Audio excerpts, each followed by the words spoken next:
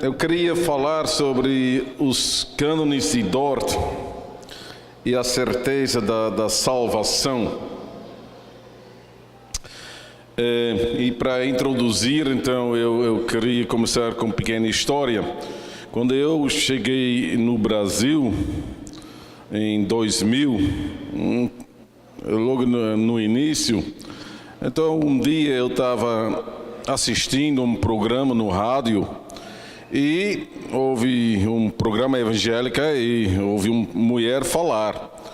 Ela contou a história de que teve um sonho.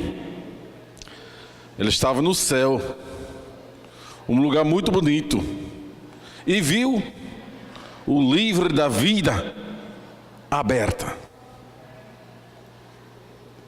E então ela se aproximou, olhou no livro e o nome dela estava escrito nesse livro. Glória, aleluia, amém. Então, tudo isso no rádio. Eu fiquei surpreendido quando eu ouvi isso. Eu pensei, que bom. Mas que pensar de todas as outras pessoas que não tiveram tal experiência, que não tiveram um sonho em que eles então observaram o seu nome escrito no livro da vida. Hoje em dia, eu não sei como é aqui nessa região, mas no Nordeste do Brasil, existe muitas pessoas que buscam esse tipo de revelações especiais. E não é somente uma coisa de hoje, mas também na época do Sínodo de Dort, essas coisas existiam. Foram tanto os católicos como também os remonstrantes, obrigado, que realmente estavam procurando isso. E por causa disso nós encontramos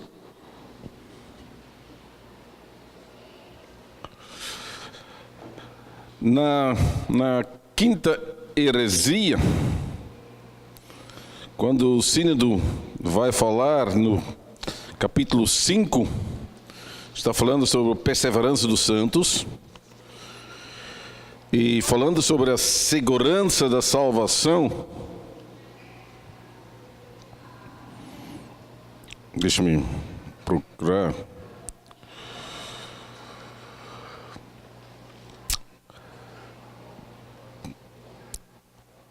Se não está certo, é outro. Bom, quando ele fala sobre a quinta heresia, ele fala sobre a opinião dos remonstrantes e diz: sem uma revelação, a opinião dos remonstrantes, sem uma revelação especial, nós não podemos ter nesta vida nenhuma certeza da perseverança futura. Então precisa uma revelação especial a respeito disso.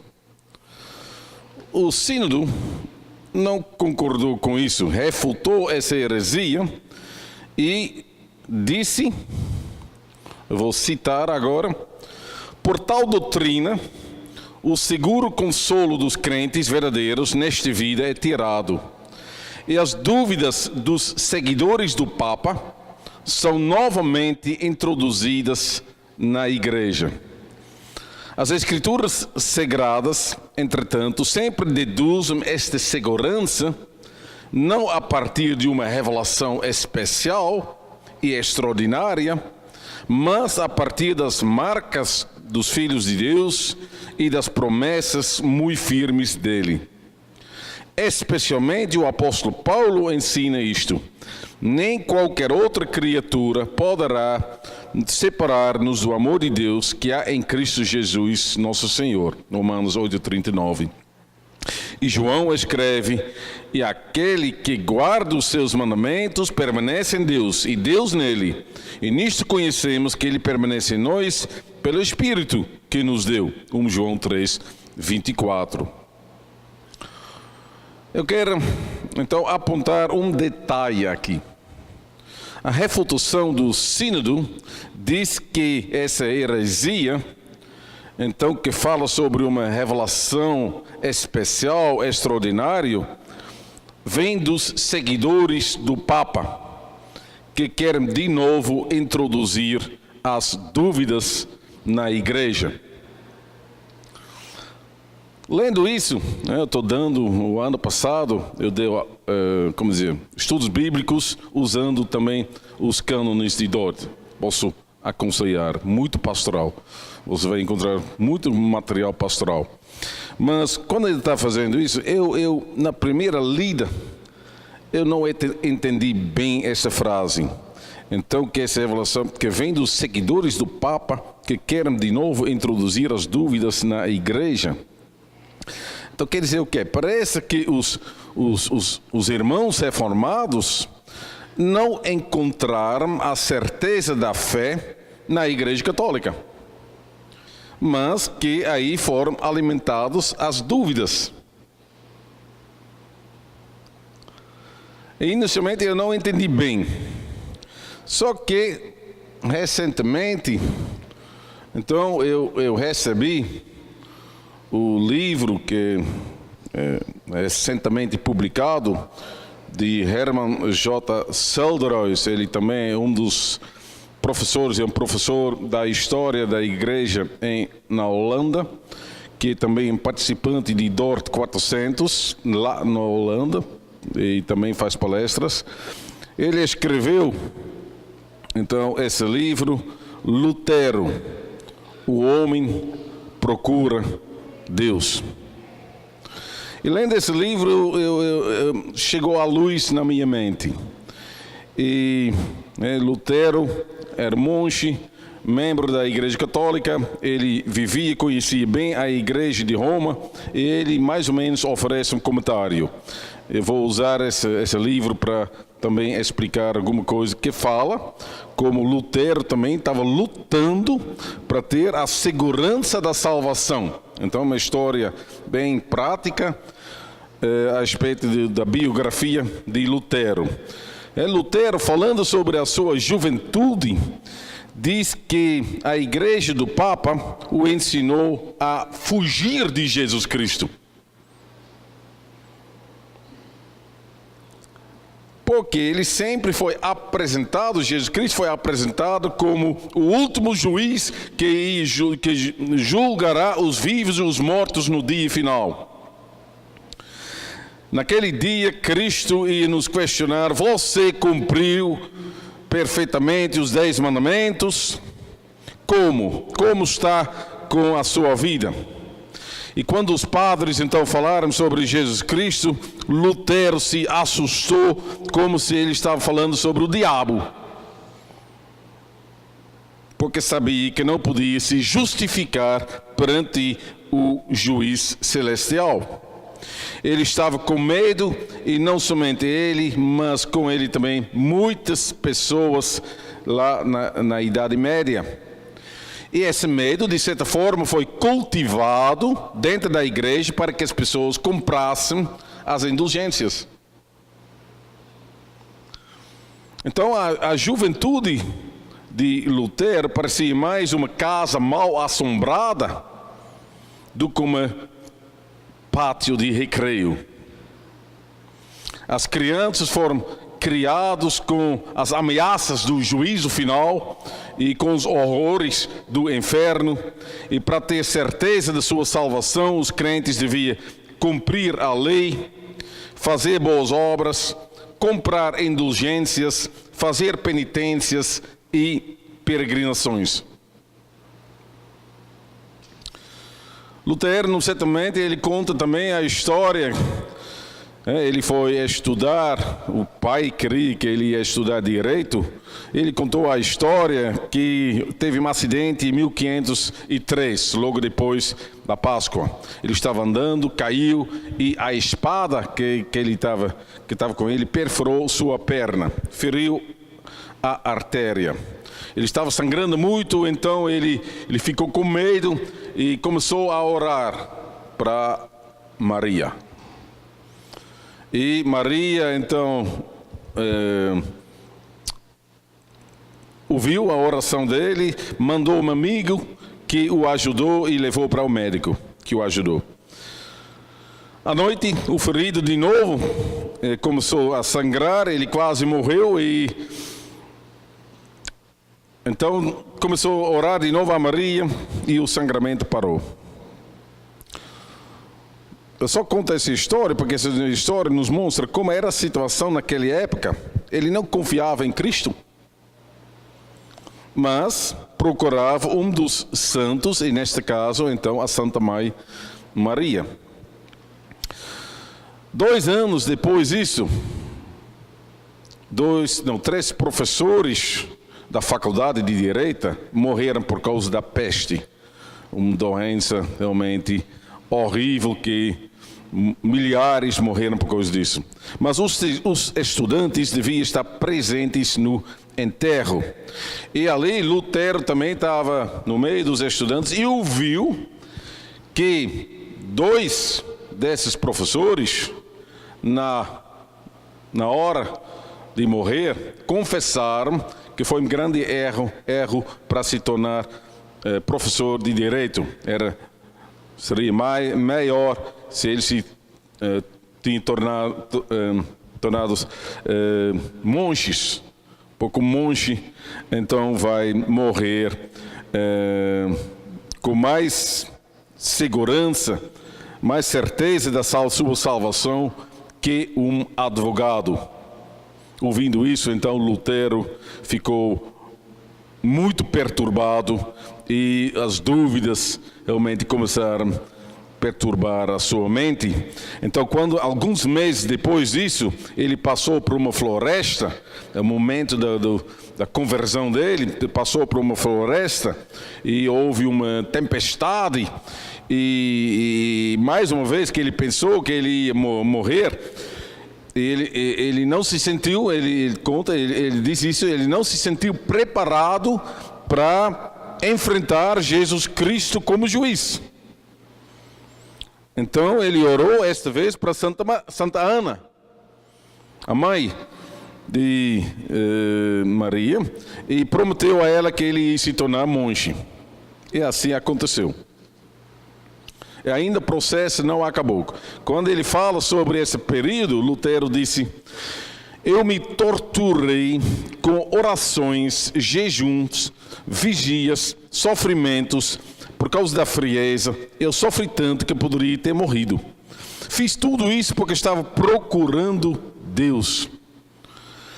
Lutero, então, não tinha paz com Deus. Ele se reconheceu como pecador e sabia que o menor pecado que ele tinha cometido o afastava de Deus. E por causa disso, ele se cansou em orações, confissões, jejuns, penitências, tudo isso.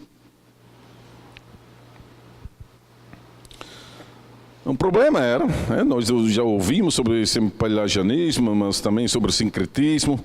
O problema era que a igreja naquela época, então, ensinava que Deus faz a parte dele e o homem deve contribuir também. O homem deve fazer a sua parte. Ele deve se justificar perante Deus. Mas, nós sabemos, o homem não consegue. Então, até o dia da sua morte, ele continua com dúvidas. Eu fiz bastante. Todas as minhas obras, então, eram perfeitas. Ele continua com dúvidas porque ele é fraco e não consegue cumprir perfeitamente a vontade de Deus. Então, isso também foi um conflito dentro de Lutero. Assim era a situação antes da reforma. E nós sabemos que a leitura da carta aos Romanos abriu a mente e trouxe a verdadeira consolação e certeza para Lutero. Ele disse: foi como eu entrasse no paraíso. O paraíso se abriu para mim. O Evangelho, ele leu em Romanos 1, 16, 17, o Evangelho é o poder de Deus para a salvação de todo aquele que crê, visto que a justiça de Deus se revela no Evangelho de fé em fé, como está escrito: o justo viverá pela fé. Lutero então descobriu que ele não podia se justificar pelas suas boas obras, mas somente a boa obra de Cristo o salva. Lutero descobriu a misericórdia e a graça de Deus. Só o sacrifício de Cristo, só a graça de Deus, só a Deus toda a glória. Esses três solas se tornaram a mensagem principal da Reforma, junto com a sola Escritura. Nas Escrituras, eles encontraram o Evangelho e as promessas de Deus que garantem a remissão dos pecados e a vida eterna para todos que creram em Jesus Cristo, o único Salvador. Lutero, quando ele descobriu isso, ele pregou, ele defendeu isso zelosamente. E por causa disso também ele reagiu com muito fervor quando ele foi atacado por Erasmo a respeito do livre-arbítrio. A doutrina do livre-arbítrio anda de mãos dadas à doutrina da cooperação, do sinergismo, a cooperação entre Deus e os homens. Deus faz a sua parte e o homem deve fazer a parte dele. Lutero reagiu e confessou que o homem é um miserável pecador. Ele caiu em pecado e desde aquele momento ele é um escravo do diabo. Ele não consegue fazer coisas boas, ele não pode se justificar nem por uma parte. Houve um momento que Lutero também falou a respeito de Erasmo. Ele diz que Erasmo nunca chegou na terra prometida. Ele ficou na casa da servidão. Assim, Lutero então estava observando a igreja de Roma. A igreja de Roma era considerada como a casa da servidão, fazendo obras. Lutero entrou na terra prometida. Ele se sentiu livre pela graça de Deus. Então as igrejas reformadas lutaram, por um lado, contra as dúvidas que foram alimentadas na igreja de Roma. Eles fugiram disso e procuraram a sua salvação na palavra de Deus, no sacrifício de Cristo, na graça e misericórdia de Deus. Mas eu acho que todo mundo pode entender que houve uma mudança enorme. O homem da Idade Média foi ensinado de procurar a segurança em si mesmo, nas suas boas obras, na sua fé, por meio das doutrinas do sinergismo, do livre-arbítrio. O homem foi sempre exortado de trabalhar para ser salvo.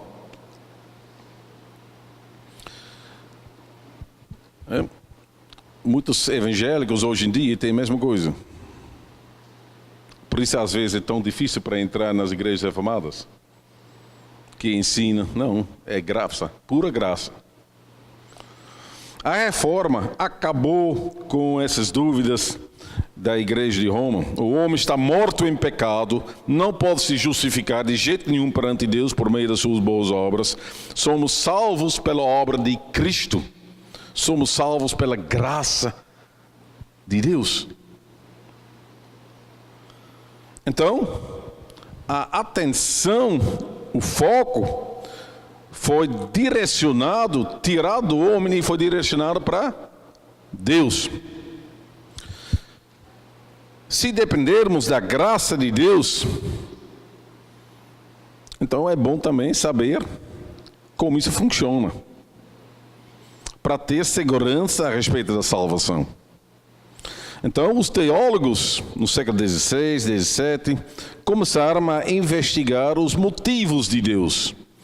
eles começaram a pesquisar a doutrina da predestinação. A graça de Deus e a salvação estavam ligados com a eleição. É um nível mais profundo. Então era lógica que eles, da graça, pregando a graça de Deus, que eles depois iam investigar também a predestinação e a eleição. Agora, mas como? Nós não conhecemos o conselho eterno de Deus. Nós não sabemos quem é eleito ou não eleito no plano de Deus. Mas sabemos sim que Deus fez uma aliança com Abraão, o pai de todos os crentes. Então, você pode ver que os teólogos começaram a investigar o caráter da aliança que Deus fez com Israel. Para ter mais certeza, estava procurando a sua certeza, então, para ter mais certeza sobre a sua salvação.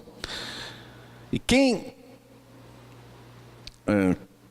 mais ou menos causou empurrar os reformados nessa direção foram os anabatistas. Os mais rigorosos, Calvino, então não queria saber nada dos anabatistas. Ele tinha bastante experiência, ele se casou com um ex-anabatista, mas ele sabia bastante então, mas ele não queria saber nada. Os anabatistas, então, eles começaram com essa teologia, ensinava que existia duas alianças. A aliança da circuncisão e a aliança da graça. A aliança da circuncisão foi feita com Abraão, porém não era igual à aliança da graça. Não todos os circuncidados eram membros da aliança da graça. Muito importante é o texto de Marcos 16, quem crer e for batizado será salvo. Tem que crer e depois ser batizado para ser salvo.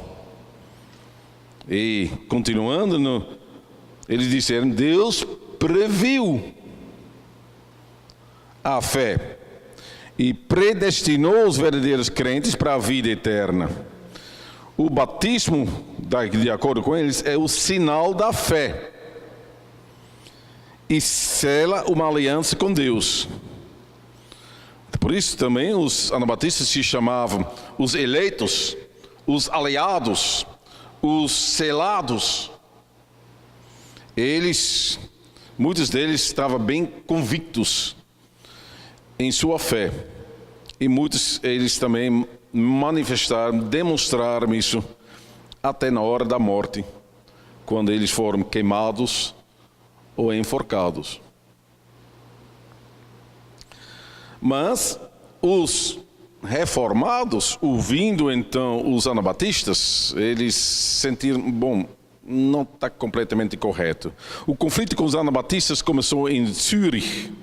Os reformadores, Zwingli, Bullinger, tinham muitas discussões com os anabatistas, e essas discussões fizeram que os reformadores começaram a investigar as escrituras, especialmente a respeito da aliança da graça. E ligado com isso também a doutrina da predestinação. Porque se somos salvos pela graça de Deus e não pelas nossas obras, o motivo da nossa salvação não está em nós, mas está em Deus. Então, a doutrina da predestinação é um aprofundamento do Evangelho da graça de Deus. E ligado com isso também a doutrina da aliança da graça. Como já disse, então os anabatistas ensinavam que tinha a aliança da circuncisão e tinha a aliança da graça. E baseado nisso também eles disseram que as crianças não podiam ser batizadas. As pessoas devem crer e baseado nessa fé elas serão batizadas. O batismo é um sinal da fé. E os reformadores disseram, não, isso está errado. Nós não concordamos isso. O batismo é um sinal da da promessa do perdão dos pecados. O batismo, a purificação do corpo, né, traz a promessa da purificação da nossa alma pelo sangue e do Espírito de Cristo. Os reformadores de Zurich, Zwingli, então defendeu que a aliança com Abraão é igual à aliança da graça que Deus fez em Cristo conosco e com os nossos filhos.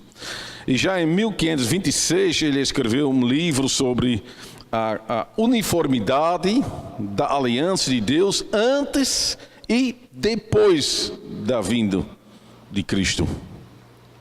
O povo de Deus só tem um só mediador, um só pastor. Apesar das diferenças entre o Antigo Testamento e o Novo Testamento, ambos apresentam o Cristo como o Salvador.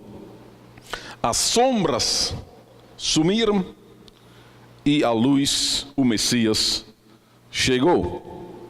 Porque Cristo cumpriu a obra da salvação e a promessa da aliança é para todos os que creem, isto é, para quanto o Senhor nosso Deus chamar.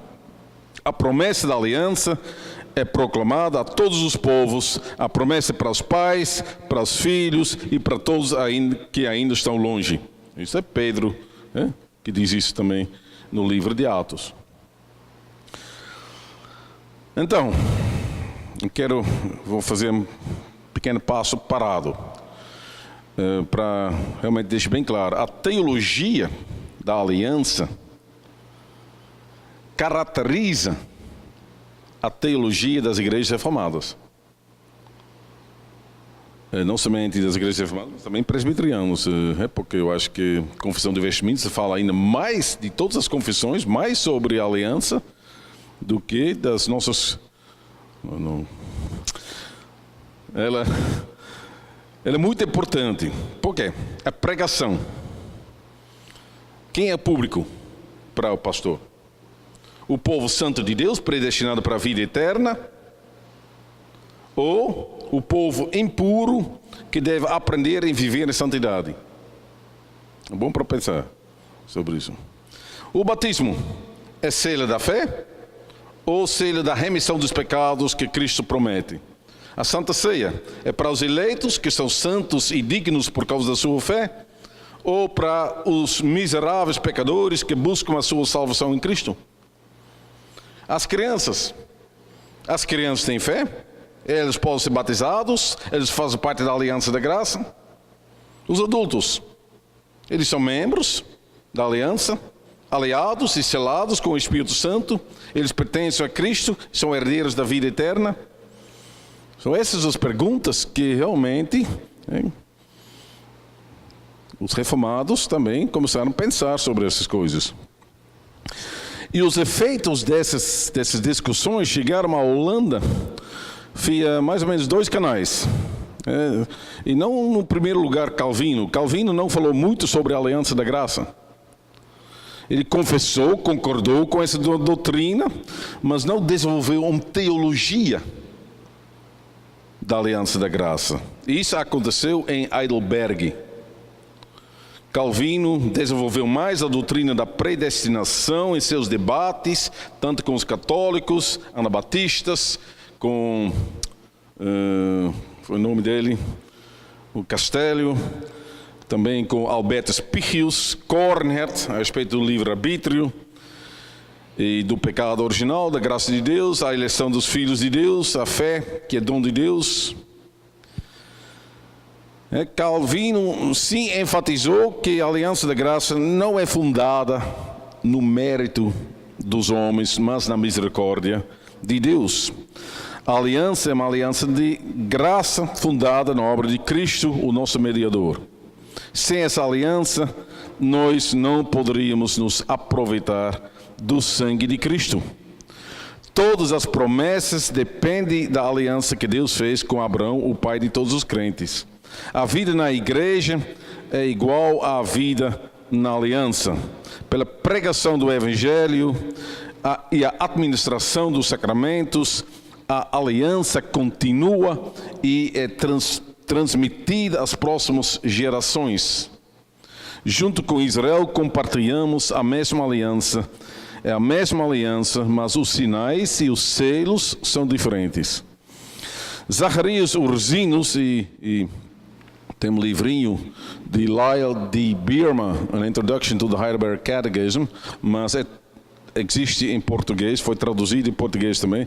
Ele, então, realmente fala muito sobre a posição de Ursinos, Zacarias Ursinos, o professor de Heidelberg.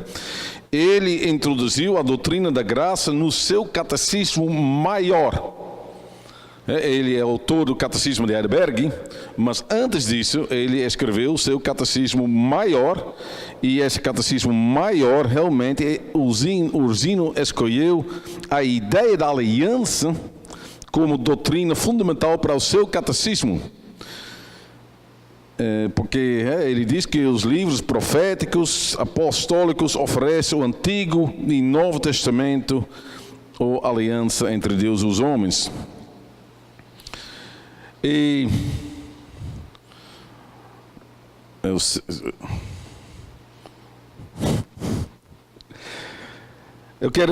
vou pegar o catecismo é perguntas e respostas. Eu vou pegar só 4 perguntas e respostas que vão mostrar como para Ursino esse ponto de vista da aliança realmente era importante, e que ele estava ensinando tanto aos crianças, aos filhos, mas também aos pais das crianças. O início do catecismo fala claramente sobre o pacto. Que firme conforto você tem na vida e na morte, não é? Falando sobre segurança. A resposta: que fui criado por Deus à sua imagem para a vida eterna e depois voluntariamente perdi isso em Adão. Que Deus, por sua infinita e graciosa misericórdia, recebeu-me em seu pacto da graça para que, pela obediência e morte de seu Filho enviado na carne, ele me desse como crente justiça e vida eterna. E também que ele, em meu coração, selou-me em seu pacto pelo Espírito que me renova a imagem de Deus e clama em mim: Abba, Pai, porque sua palavra e pelos sinais visíveis desse pacto. Como sabe que Deus estabeleceu tal pacto com você?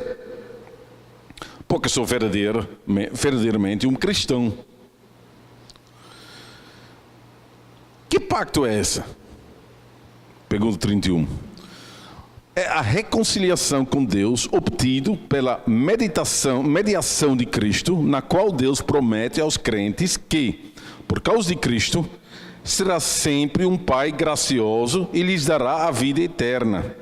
E em que eles, por sua vez, comprometem-se a aceitar esses benefícios em fé verdadeira e, como convém a filhos agradecidos e obedientes, a glorificá-lo para sempre. E ambas as partes confirmam essa promessa mútua com sinais visíveis, os quais chamamos de sacramentos. Pergunta 113. Que igreja é essa que você acredita que existe? Agora ele fala sobre a igreja. Ele diz: é uma comunidade de pessoas eleitas por Deus para a vida eterna e nascidos de novo pelo Espírito Santo, que segue a pura doutrina do Evangelho com fé verdadeira, usam os sacramentos conforme a instituição divina, prestam a devida obediência ao ministério e recebem justiça e vida eterna por causa e por meio de Cristo. Última pergunta. Mas visto que ninguém é salvo, exceto aqueles a quem Deus, desde a eternidade, elegeu para a salvação. Presta atenção. Como pode você ter a certeza de que a promessa da graça lhe pertence, quando você nem sabe se é salvo?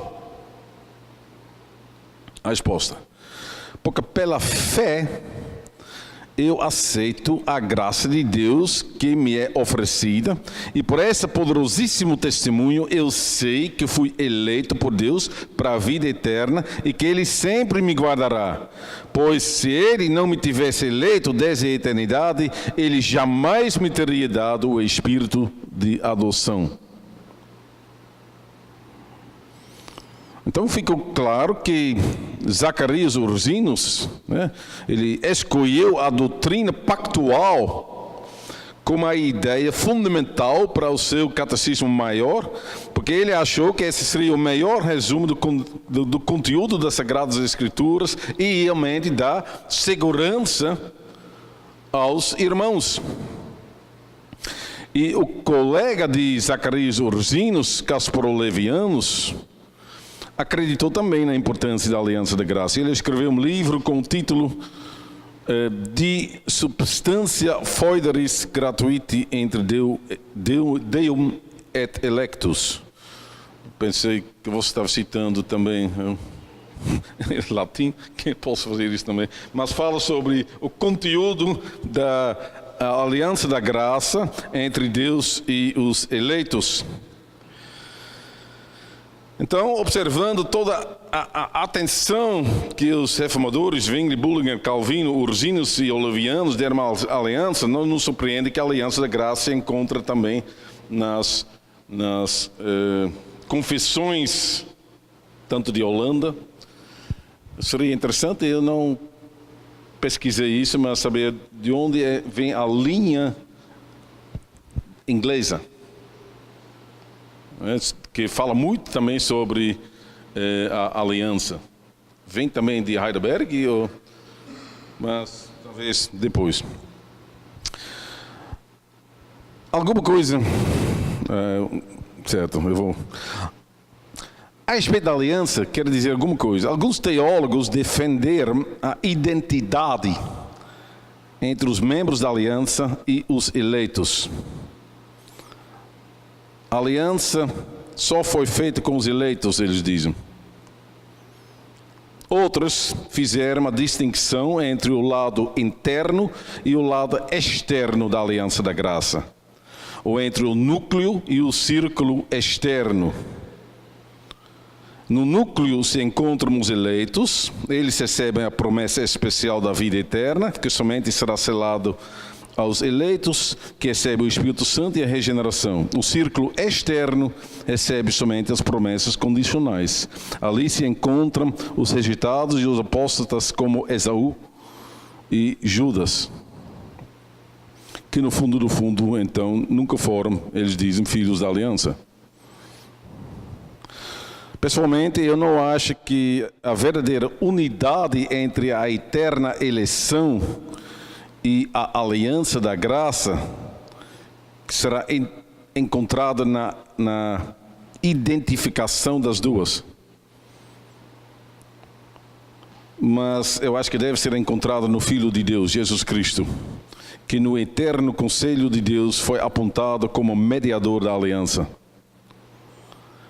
Nós encontramos a bênção da eleição em Cristo Jesus, que dentro da aliança é apresentado como mediador e salvador, com a ordem de se converter e crer nele, porque fora dele não há salvação, mas somente a justa ira do Filho. Salmo 2, Salmo 110.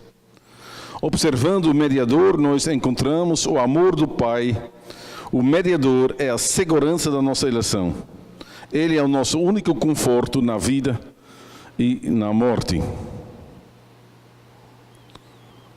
Então, para mim, a aliança da graça em si, junto com os sinais da aliança, serve para fortalecer a fé. A aliança em si não salva, como também a igreja não salva. Cristo salva. A aliança aponta para o mediador da aliança, que é Cristo Jesus. A pregação aponta para Cristo Jesus, o batismo, a Santa Ceia aponta para Cristo Jesus. A aliança é como uma escola, a academia da fé. Nós somos treinados para crer. Quem crê em Cristo será vencedor. Aquele que não crê será condenado. João 3,16. Pior ainda, já está condenado, diz o texto. No Antigo Testamento, Deus escolheu Abraão e a sua descendência e fez uma aliança com eles. Mas eles também deviam crer para ser salvos. Quem não crê perderá a herança, como por exemplo, Esaú. No Novo Testamento, o pacto é mais abrangente. A promessa para os israelitas, para os seus filhos, para todos os que estão longe, quer dizer, para quantos o Senhor Deus chamar. E nós sabemos, muitos são chamados, mas poucos escolhidos. Mateus 22, 14. Aqui na terra, nós não sabemos quem são os escolhidos. Só no final, quando estivermos no céu. A aliança não revela os eleitos, mas revela sim a misericórdia de Deus e o caminho da salvação para Cristo Jesus. E baseado nisso, eu estou chegando no final, baseado nisso, nós estamos pastoreando a igreja de Cristo. Os pastores não sabem quem são os eleitos, mas eles apontam para o Salvador Jesus Cristo, que garante a nossa salvação. E agora estou chegando, então, ao trabalho pastoral do pastor Armínio. O pastor Armínio fez isso também. Num certo momento, ele escreveu uma carta ao seu amigo João Uitenborgert. Ele conta sobre 2 encontros pastorais com irmãos da igreja em Amsterdão, irmãos prestes a morrer. Ambos eram membros da igreja reformada e, na opinião de Armínio, cristãos verdadeiros. Um deles era uma mulher, o outro era um homem, e nenhum conhecia o outro. E ambos, relatou Armínio, eu vou citar, começaram a ficar atribulados em suas mentes, pois não conseguiam sentir em seus corações a certeza da remissão de seus pecados e o confortável testemunho do Espírito Santo. Especialmente nesse momento em que eles consideravam tais percepções mais necessários, prontos, prestes para morrer. Ambos tinham tentado suscitar tais sentimentos através da Bíblia e da oração, mas sem sucesso. A mulher chorava, o homem reprimia sua dor dentro de si.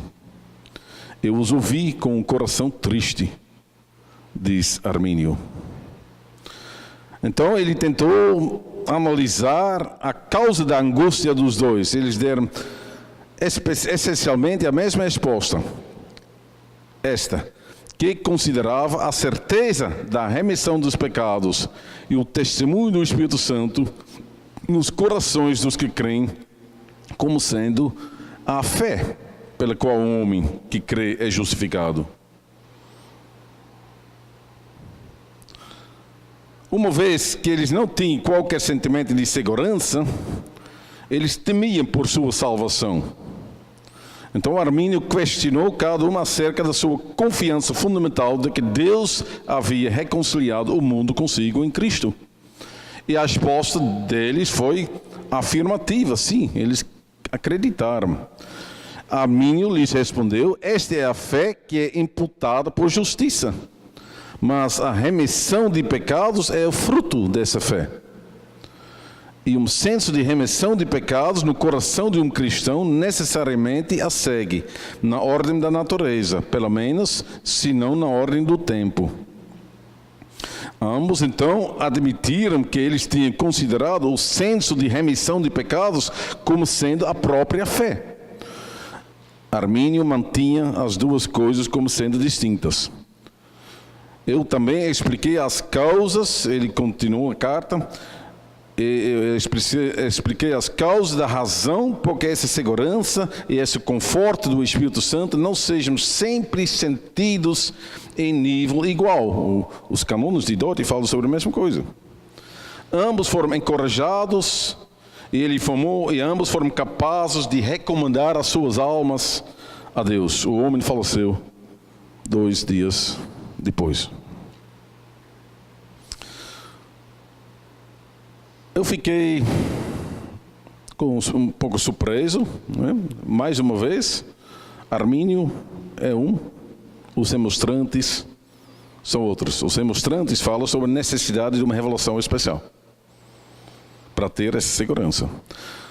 Presta atenção que o pastor Armínio não fala sobre uma revelação especial e extraordinária fora do Evangelho, mas ele fala de acordo com as Escrituras. Ele apontou para o Evangelho que Deus enviou o seu único Filho para que todo que nele crê tenha vida eterna, João 3,16. Ambos acreditaram nisso. Essa fé é imputada por justiça. A remissão dos pecados é fruto dessa fé. E o senso da remissão dos pecados deve seguir. Os sacramentos foram dados para fortalecer esta fé. Quem participa da Santa Ceia recebe a promessa da remissão completa de todos os nossos pecados.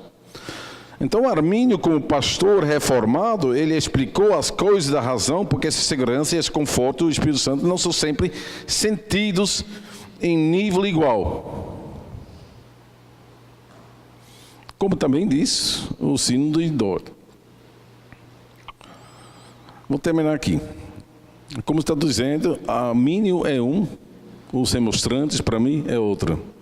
Eu concordo completamente, então, com meu irmão Tokashiki, que tem muitas perguntas se você vai estudar a vida de Armínio. Quando você, para mim, eu gostei que ele já desde o início está nesse caminho do semipelagianismo. E quando ele realmente começou a expressar isso, eu sei que existe muita confusão, até no meio dos pesquisadores. E aqui eu ia dizer, ele é pastor reformado, quando ele estava na Amsterdão. Mas, por outro lado, concordo, quando você está dizendo, ele começou a pregar sobre Romanos 7, e as pessoas ficaram, como é isso? O que está acontecendo aqui? Então, pode ser que ele passou por um processo assim, entre as doutrinas da reforma, também semipelagianismo, e cada vez estava se purificando mais. Armínio ensinou o pecado original, os remonstrantes não. Então, por isso a crítica de Dort era contra os remonstrantes. Eu chamo os remonstrantes criptocatólicos, que tiram a seguro do consolo dos crentes nesta vida, e criptocatólicos introduzem de novo as dúvidas dos seguidores da Papa. Eu vou terminar aqui. Já passei o tempo. Obrigado. Quem quer ler mais sobre essa carta também, isso é o livro de Carl Banks, Armínio, um estudo da reforma holandesa, traduzido em português, bem interessante para ler, mas só para completar, porque você disse que tem 2 linhas na história. Historiografia. Uma linha é remonstrante e outra linha é reformado. Se você compra livros, você deve saber quem é o autor, onde ele está. Ele está no campo dos remonstrantes ou está no campo dos reformados? E isso realmente vai fazer uma grande diferença sobre vários detalhes que eles estão escrevendo. Eu acho que o projeto Dort 400, o pastor Lúcio mencionou, que vai editar 12 volumes de cada 1000 páginas sobre todos os documentos, mas eles incluem também os documentos dos remonstrantes. Você vai ter realmente acesso a tudo. Então não é somente uma linha que eles estão seguindo, mas eles vão apresentar material, tudo que realmente foi publicado naquela época. Só não a história descrita para Uyttenbogaert, ponto de vista remonstrante, nem de Trigland, ponto de vista calvinista. 2 volumes dessa. Mas eles disseram, não, essa seria demais. Eu vou terminar. Agradeço, então, pela presença de todos. Espero que foi prática, que posso dizer, então, para minha esposa, eu acho que deu para seguir. Obrigado.